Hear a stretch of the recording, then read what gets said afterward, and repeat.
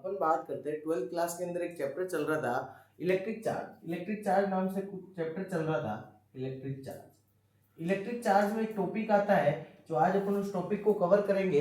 Next video में, आगे वाले वीडियो में बहुत सारे टॉपिक मैं कवर करा चुका हूँ इस यूनिट के या इस चैप्टर के। अब अपना टॉपिक जो है वो क्या है, इलेक्ट्रिक डाइपोल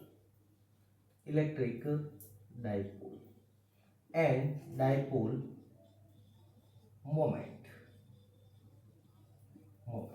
समझना है इस बात को कि इसका जो हर वर्ड जो है उसका ही मीनिंग है, और उसी के आधार पे एक छोटा सा डेरिवेशन मैं करने जा रहा हूँ जो आपको समझ में आ जाएगा अच्छे से, और आप एग्जाम में उसके बारे में लिख पाओगे, या जो भी आपके ऑब्जेक्टिव क्वेश्चन है वो भी आपके सॉल्व हो जाएंगे। नीट, पीएमटी जो भी आप दोगे, आईआईटी जेई भी दे सकते हो, तो वहाँ पे भी इसका एक क्वेश्चन आएगा।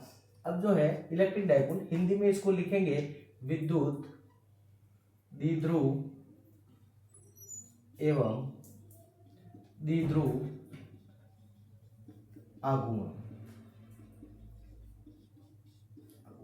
समझना इस बात को कि विद्युत इलेक्ट्रिक का मतलब होता है, इलेक्ट्रिक क्यों पिक्चर में आता है, विद्युत क्यों पिक्चर में आता है, धारा क्यों पिक्चर में आती है, तो उसकी जो वजह है, जो कारण है उसका, या जो कॉज अपन कह सकते हैं इसको, कॉजेज, वो जो कॉज है वो क्या है, चार्ज। क्या है, चार्ज कह सकते हैं उसको, आवेश कह सकते हैं, हिंदी में उसको आवेश कहेंगे। हिंदी इंग्लिश दोनों में लिख रहा हूँ ताकि क्या है, इस चैनल पे अपने हिंदी मीडियम वाले भी जुड़े हुए हैं और इंग्लिश मीडियम वाले भी है।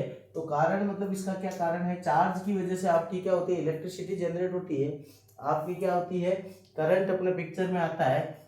अब अपन बात करते हैं डाइपोल। डाइपोल का मतलब क्या होता है, तो डाइपोल को अपन समझेंगे। डाइपोल क्या होगा, जो डाइपोल जो होता है, यहाँ पे मैं लिख रहा हूँ इसके बारे में, डाइपोल को कहते हैं द्विध्रुव। द्विध्रुव का मतलब होता है कि ऐसी कोई चीज होनी चाहिए या ऐसा कोई सिस्टम होना चाहिए जिसके क्या होने चाहिए, दो ध्रुव होने चाहिए। अब दो ध्रुव कैसे बनेंगे, तो सुनना, एक अपनी क्या होता है, एक सिस्टम बना दिया, जैसे यहाँ पे लिख लिया माइनस क्यू चार्जेस, यहाँ पे लिख लिया प्लस क्यू चार्जेस, और उन दोनों के बीच की जो डिस्टेंस है वो कितनी है, 2a है, और यहाँ पे क्या है, एक O पॉइंट है। क्या है, O पॉइंट है, या फिर क्या कहते हैं, ओरिजिन पॉइंट दे दिया, और इधर से इसकी डिस्टेंस कितनी हो जाएगी, a हो जाएगी, और इधर से भी कितनी हो जाएगी, a हो जाएगी, और टोटल डिस्टेंस कितनी हो जाएगी, 2 हो जाएगी। तो अब देखो इसमें क्या क्या है, तो देखो 2 चार्जेस है अपने पास में, 2 चार्जेस है, तो same magnitude charges, same magnitude के चार्जेस है, नेचर ऑफ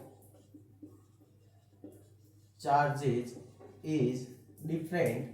नेचर उनका क्या है, डिफरेंट है। नेचर मतलब उनकी प्रकृति कैसी है, जैसे पॉजिटिव चार्जेज है, और जैसे ये नेगेटिव चार्जेज, और नेगेटिव और पॉजिटिव क्या है, उसकी क्या देता है, नेचर बताता है अपन को। जैसे ही nature of charges is different. तीसरा है distance between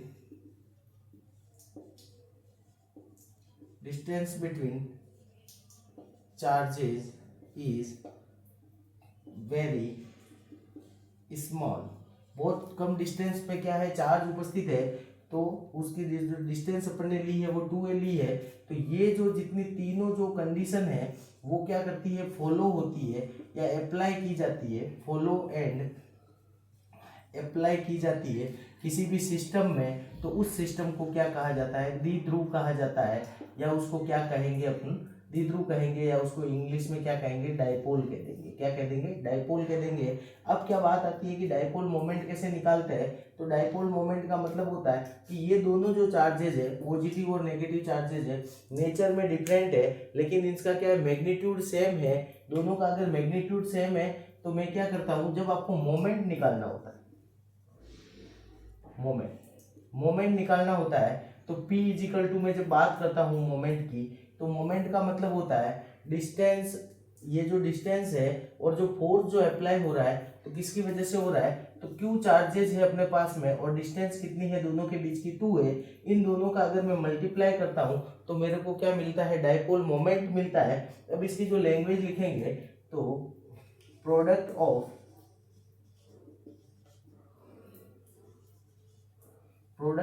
magnitude of charge and distance between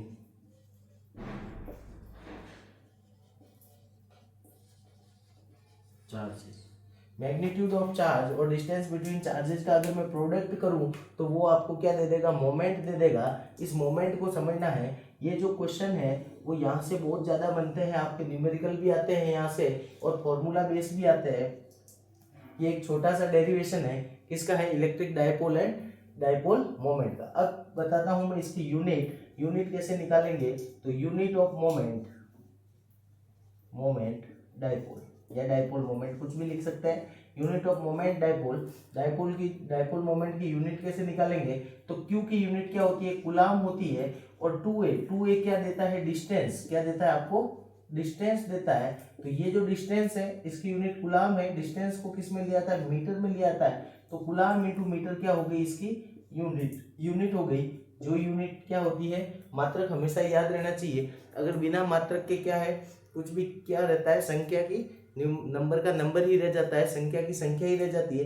जैसे आप किसी शॉप पे गए और उसको कहा गया कि मेरे को 10 चाहिए। अब 10 क्या चाहिए, अगर आपको केजी में चाहिए या लीटर में चाहिए तो वो आपको बताना पड़ेगा। इसीलिए मात्रक बहुत ही जरूरी है, हर जगह पे जरूरी है। अपनी फिजिकल लाइफ में भी जरूरी है, अपनी दैनिक जो लाइफ जो अपन जी रहे हैं उसमें भी मात्रक का होना बहुत जरूरी है। उसी प्रकार से फिजिक्स के लिए फिजिक्स में जितनी भी जो राशियाँ होती है उनका मात्रक होना बहुत ही जरूरी है।